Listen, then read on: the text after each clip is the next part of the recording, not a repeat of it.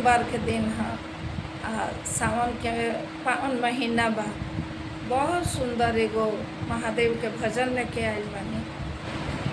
YouTube channel पर, Facebook पर, दोनों पर बा। और यूट्यूब और फेसबुक दोनों पर डालतानी और दोनों पर ही चैनल बा। तो प्रमोद मीरा से ही चैनल बा, एकरा के देखी जा, अपन प्यार दुलार बनाई, वीडियो के सब्सक्राइब करी, लाइक करी, कमेंट करके बताई जाजे वीडियो कैसा लगता। चलिए बड़ छोट के सबको के प्रणाम, अपन आशीर्वाद मनाई और वीडियो के यही तरह सुंदर सुंदर सा देखी और आगे अपन प्यार दुलार बना। बाजते आवे हो भोले बाबा के डमरुआ, बाजते आवे हो भोले बाबा के डमरुआ।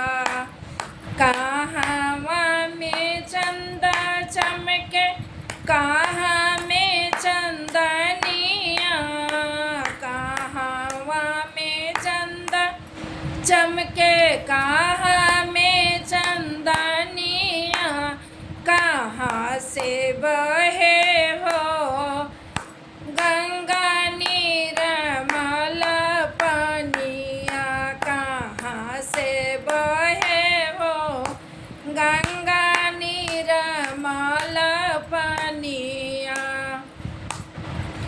माथे चमके चंदा, लीलरा पर चमके चंद, माथे चमके चंदवा, लीलरा पर चंदनिया, माथे चमके चंदा, लीलरा पे चंदनवा, गंगा जटा से बहे हो, जटा से बहे हो गंगा निर्मल पनिया, जटा से बहे हो गंगा निर्मल पनिया, जटा से बहे। बाजत आवे हो भोले बाबा